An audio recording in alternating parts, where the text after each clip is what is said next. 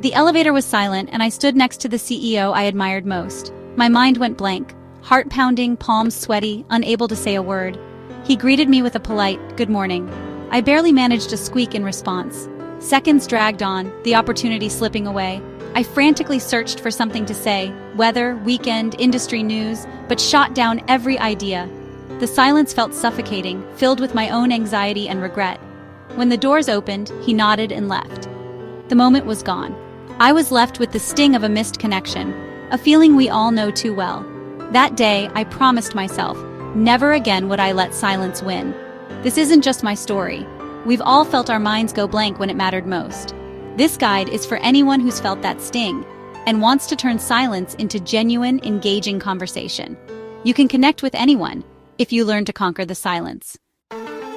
Awkward silences feel like personal failures, exposing our insecurities. We wonder, did I say something wrong? Am I boring? And our confidence crumbles. Conversation is how we connect, so when it falters, we feel rejected. In professional settings, a stalled conversation can cost us opportunities. In our personal lives, it can stop friendships or relationships before they start. The fear of repeating these moments can make us avoid social situations altogether. But these silences don't define your worth. They're just moments, and they can be overcome. The pain is real, but it's also a signal. There's room to grow. By understanding why conversations stall and learning a few strategies, you can turn panic into connection. The goal isn't to eliminate silence, but to change how you respond to it. Why do conversations stall? It's rarely because you're boring. Social anxiety is a major culprit. When we're anxious, our brains freeze up, focused on what others think. Lack of practice is another reason. Conversation is a skill, and without regular use, we get rusty. In a world of texts and emails, spontaneous talk can feel intimidating. Perfectionism also gets in the way. We filter every thought, afraid it's not good enough. This self-censorship leaves us tongue-tied, even when we have plenty to say. Finally, we focus too much on ourselves, our nerves, our performance, instead of truly listening. When we're trapped in our heads, we miss cues and details that could spark the next topic. Conversation is a two-way street, but anxiety and self-focus block the flow. Recognizing these hidden barriers is the first step to overcoming them. You're not alone. These are universal struggles. With awareness and practice, you can break free and keep conversations moving. The foundation of confident conversation is mindset. If you believe you're awkward, you'll act that way. But shift your perspective and everything changes. Stop seeing yourself as a performer and the other person as a judge. Conversation is a collaboration, a dance, not a test. When you see it as shared responsibility, the pressure lifts. Focus on connecting, not impressing. Curiosity about others is the fuel for great conversations. Let go of perfection. Even the most charming people stumble or pause. Embrace being human, mistakes and all. When you release the need to be flawless, you free up energy to actually enjoy the moment. Connection, not performance, is the goal. Every conversation is a chance to learn, not a test to pass. With the right mindset, you'll find conversations flow more naturally. Start with your thoughts, and your words will follow. Many dread small talk, seeing it as pointless. But it's actually the bridge to real connection. Small talk is how strangers warm up, test the waters, and find common ground. It's the handshake before the heart-to-heart. You wouldn't ask a stranger about their deepest fears right away. Small talk is the buffer. Simple comments about the weather, the event, or your surroundings create comfort and trust. These exchanges reveal personality and mood, guiding the conversation deeper. Don't pressure yourself to be profound from the start. Just get the ball rolling. The goal isn't brilliance, it's to open the door. Approach small talk with curiosity, not dread. Ask simple questions, make observations, and focus on warmth. Mastering small talk gives you the key to connect with anyone, anywhere. Silence doesn't have to be awkward. It can be thoughtful, even comfortable. With friends, silences are easy. Bring that same ease to new conversations by changing your reaction to pauses. When silence happens, don't panic.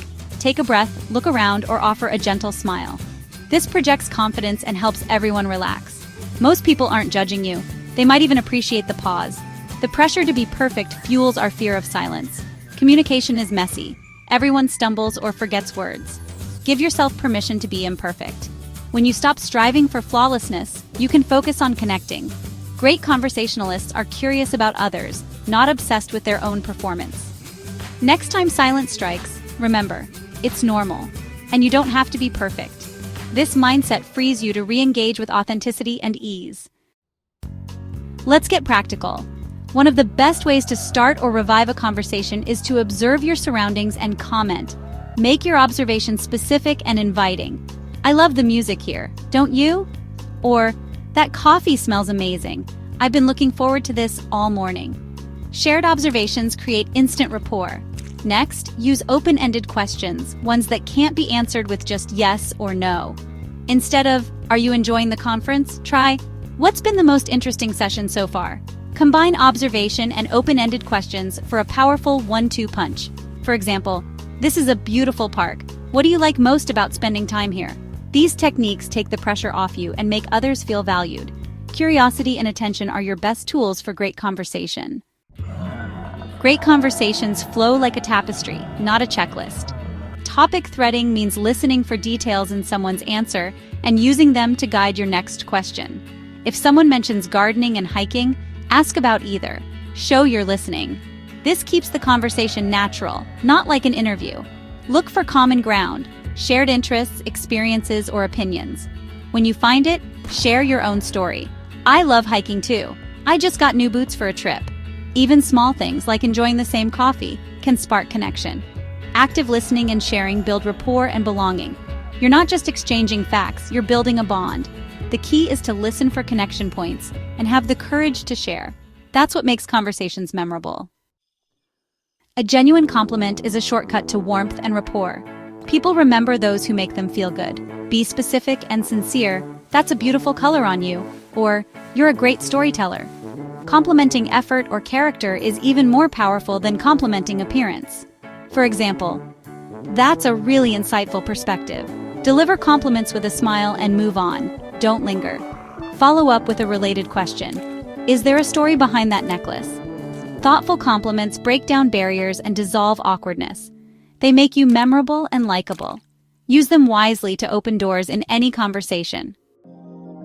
A great conversation is balanced, like a tennis match, not a monologue. If you've been talking a lot, pause and invite the other person in. "Enough about me, what about you?" If you've been asking questions, share something about yourself to keep it reciprocal. This give and take builds trust and deepens connection. Ending a conversation gracefully is just as important. Reference something positive. "It was great talking about hiking. I'll check out that trail." Or state your next intention. "I promised my friend I'd find them, but it was wonderful chatting." Be warm and appreciative as you leave. Smile, use their name if you remember it. A graceful exit leaves a positive impression and keeps the door open for future interactions. Don't linger out of awkwardness. End on a high note. That's how you turn brief encounters into lasting connections. We've traveled from awkward silences to confident connection. We started by facing the pain of missed opportunities and learned that change is possible. The key is mindset, seeing small talk as a bridge, silence as normal, and imperfection as human. Focus on connecting, not impressing, and the pressure melts away. With this mindset, you can use practical tools: observation, open-ended questions, topic threading, finding common ground, and giving genuine compliments. Balance the flow and know how to exit gracefully. These aren't tricks, they're skills, and they grow with practice. Start today. Make a simple observation in line, or ask an open-ended question at your next gathering. Each small act builds your conversational muscle. Reflect on your biggest challenge, starting or keeping a conversation going, and practice. Every master was once a beginner. You have the potential to connect with anyone. Practice and watch new opportunities and relationships open up before you. Don't forget to subscribe for more insights on unlocking your potential. Keep growing, keep glowing, and I'll see you in the next video.